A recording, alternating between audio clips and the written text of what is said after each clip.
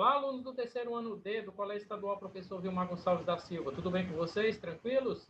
Professor Alessandro, professor da disciplina de Geografia. Pessoal, vamos dar continuidade ao tema que a gente está tratando, né? Dentro da disciplina, falando a respeito do capitalismo financeiro.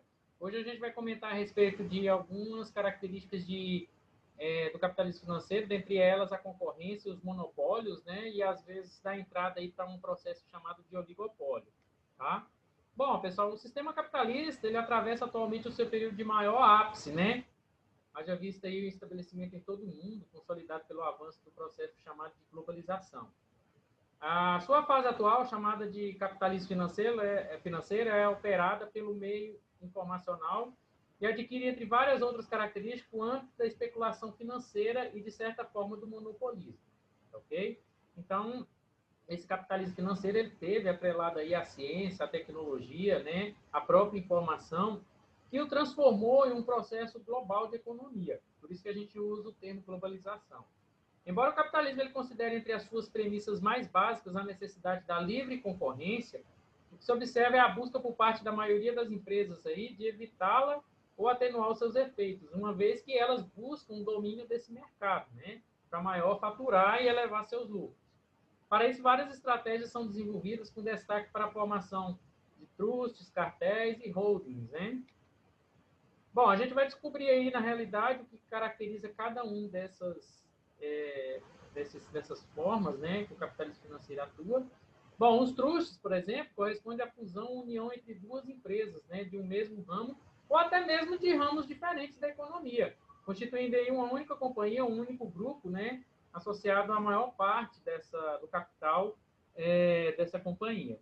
Essa forma de monopólio é muito utilizada por grandes empresas que se veem ameaçadas pelo crescimento, principalmente de pequenas, né, concorrentes, em fase do rápido crescimento, mas também pode envolver empresas de porte maior, tá? Além de buscar assim a diminuição da concorrência, os trusts podem ser realizados quando uma empresa decide expandir o seu mercado para outros ramos da economia.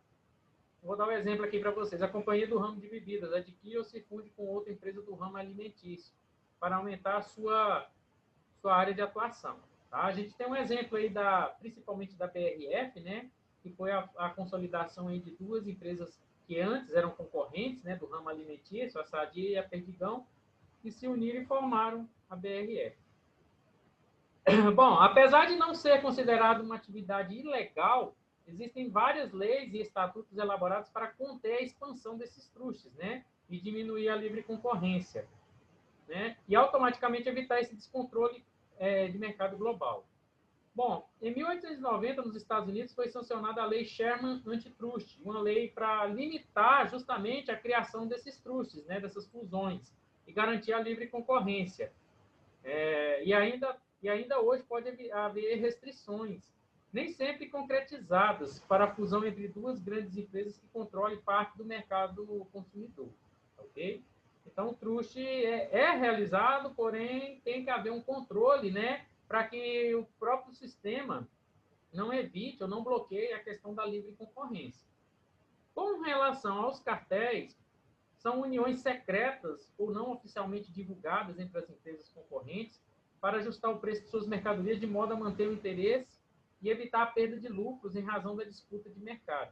Vou dar um exemplo bem nítido para vocês. Os postos de gasolinas aqui no Brasil, né? Se reúnem aí os donos, né? E montam o chamado cartel, ou seja, todos os donos de postos vão vender a gasolina por o mesmo preço, evitando aí a livre concorrência. Trata-se de uma prática considerada ilegal, inclusive aqui no Brasil, dentro desse contexto legislativo aí, embora seja amplamente praticado, por conta dessa nossa fiscalização aí, que não é tão totalmente plena, né? Existe até mesmo o cartel envolvendo os países, né, no ramo petrolífero, como a OPEP, a Organização dos Países Exportadores de Petróleo.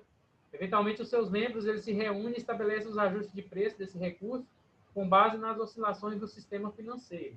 Existem também muitos trustes ou empresas pertencentes ao mesmo grupo de investidores que realizam aí cartéis no preço de suas mercadorias, o que nem sempre é devidamente diagnosticado pelas entidades públicas de controle e fiscalização. Essa configuração ela é considerada um problema, pois eleva o preço aí dos produtos e diminui o poder de compra do consumidor, uma vez que o consumidor ele vai ser a vítima, né, dessa combinação de preços, o que reduz a movimentação da economia e também a geração de riquezas, tá?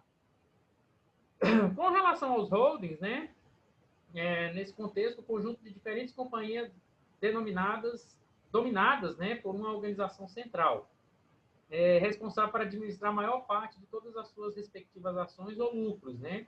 Em muitos casos, as holdings formam conglomerados aí compostos por inúmeras empresas dos mais diversos segmentos, até concorrentes entre si, né?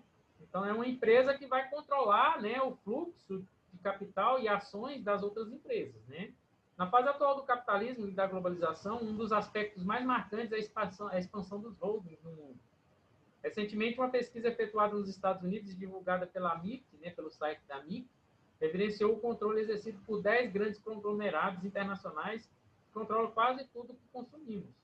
Aqui eu dei um exemplo para vocês da Energize, Everard, Rayovac, né, que são empresas aí do ramo de pilhas e baterias, né, que se uniram, né, através de uma outra empresa, é claro, são grupos separados, mas que essa outra empresa ela reúne esses grupos, né, para controlar não só o fluxo de capital, mas também as ações desses grupos, né? Embora alguns produtos existentes no gráfico não façam parte diretamente da nossa realidade, uma vez que a imagem se encontra nos parâmetros dos Estados Unidos e não do Brasil, né? A do Brasil a gente ainda vai ver na próxima aula, podemos ainda assim reconhecer várias das marcas que fazem parte do nosso dia a dia, e como muitas delas pertencem à mesma holding.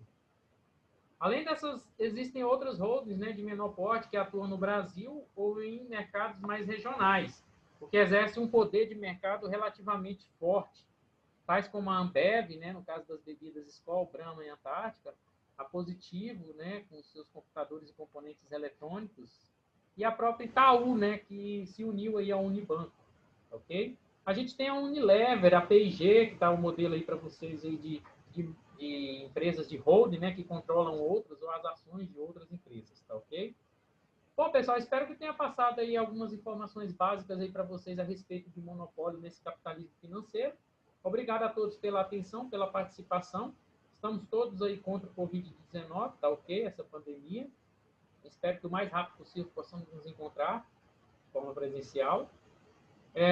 Mais um detalhe a vocês, essa aula, assim como as demais, elas estão disponíveis para vocês no meu canal Geo Cerrado. Sempre que necessitarem de alguma informação dessas aulas, basta consultar o meu canal, ok? Forte abraço e até a próxima.